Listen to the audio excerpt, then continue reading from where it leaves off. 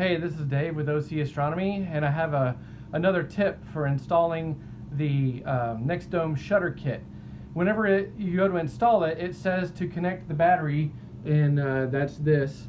To connect the batteries so that you can run some of the track through the motor.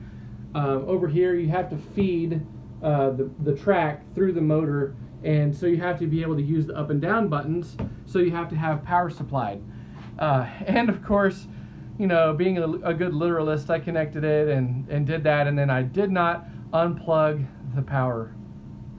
So it caused the battery voltage to drop, and you can just see the little charging terminals there.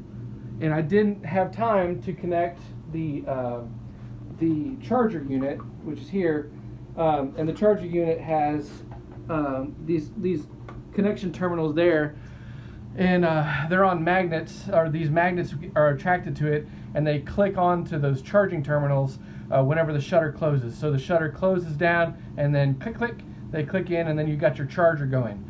Well, in the course of installing it, I hadn't yet put the charger unit where it needs to go yet, and then I left that unplugged. So the battery's pretty much totally dead, but I'm going to try a couple of things to see if I can recharge it, and then we'll try and make some judgment as to what's the best call on this. Number one tip is don't leave that power supply connected. Yeah. So I got my handy dandy voltmeter out and checked the voltages between these two terminals, and it had drained down to 10.2 volts.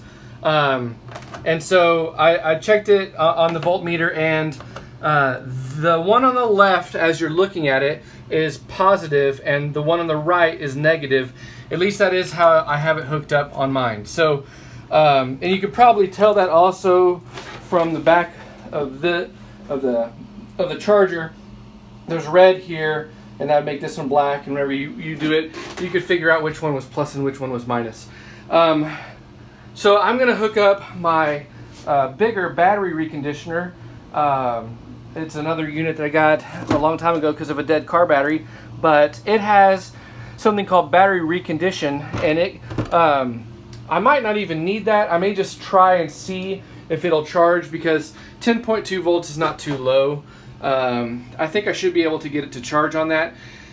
If it had gone way beneath that, then I'd have been in a lot of trouble, I think. But I think I'll be able to recover this one at 10.2 volts with just a little bit of a heavier duty charger. So we'll see if that works. So I was lucky this time with it only being discharged down to 10.2 volts.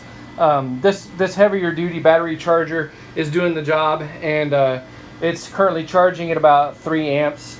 So I think that'll do it, and I'll have it up and running back in no time. That saves me from having to buy another battery. The batteries that are in these cost about $50 or so.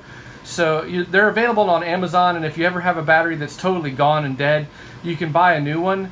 But first, you know, I am a cheapskate, so I wanted to give recharging it a try. And it looks like with the more powerful charger that it'll be able to do it without any trouble. So yay, we escaped having to spend more money. Hallelujah.